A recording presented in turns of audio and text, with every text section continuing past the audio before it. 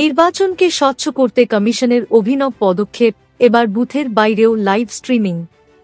দেশের নির্বাচনী প্রক্রিয়াকে আরও সুষ্ঠু ও স্বচ্ছ করতে নির্বাচন কমিশন একের পর এক অভিনব পদক্ষেপ নিচ্ছে। এবার বুথের বাইরেও লাইভ স্ট্রিমিং বা ওয়েবকাস্টিং চালু করার পরিকল্পনা নিয়েছে কমিশন, যা গণতন্ত্রের এই মহাযজ্ঞকে আরও নির্ভুল ও স্বচ্ছ করে তুলবে। রাজ্যের মুখ্য নির্বাচনী আধিকারিকের দপ্তর সূত্রে খবর, এই নতুন ব্যবস্থার মহড়া শুরু হতে পারে আসন্ন নদিয়ার কালীগঞ্জ উপনির্বাচন থেকেই। অর্থাৎ এটি একরকমের ট্রায়াল রান হিসেবে দেশের সবটি জায়গায় চালু করার আগে পরীক্ষা করা হবে। কেন এই নতুন উদ্যোগ? বিশ্বের বৃহত্তম গণতান্ত্রিক দেশের ভোটগ্রহণ প্রক্রিয়াকে পদ্ধতিগতভাবে সুষ্ঠু এবং স্বচ্ছ করে তুলতে নির্বাচন কমিশন বদ্ধপরিকর। ইতিমধ্যেই একাধিক নতুন নিয়ম প্রণয়ন করা হয়েছে।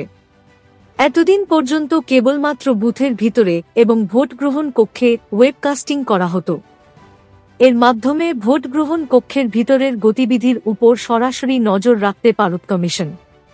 কোথাও কোনো রকম সমস্যার সৃষ্টি হলে দ্রুত তার সমাধান করা হতো। তবে এবার কমিশন এক ধাপ এগিয়ে বুথের বাইরেও নজরদারি বাড়াতে চাইছে। জানা গিয়েছে, এবার থেকে বুথের 100 মিটারের মধ্যে গতিবিধির উপর নজর রাখতে চায় কমিশন। এই উদ্দেশ্যেই বুথের 100 মিটারের মধ্যে লাইভ স্ট্রিমিং বা ওয়েবকাস্টিংয়ের চিন্তাভাবনা করা হচ্ছে। এর ফলে ভোটারদের লাইন থেকে শুরু করে সবার গতিবিধি সরাসরি কমিশনের নজরে থাকবে। কালীগঞ্জ উপনির্বাচনে হাতেকটির সম্ভাবনা, যদি সবকিছু পরিকল্পনামাফিক এগোয়, তাহলে আসন্ন কালীগঞ্জের বিধানসভা উপনির্বাচনেই এই নতুন ব্যবস্থার হাতেকটি হতে পারে। এই ট্রায়াল রান কমিশনকে সাহায্য করবে কোথায় কি সমস্যা হচ্ছে এবং কিভাবে এই ব্যবস্থাকে আরও উন্নত করা প্রয়োজন তা বুঝতে, অশান্তি ও অভিযোগের অবসান ঘটাতে।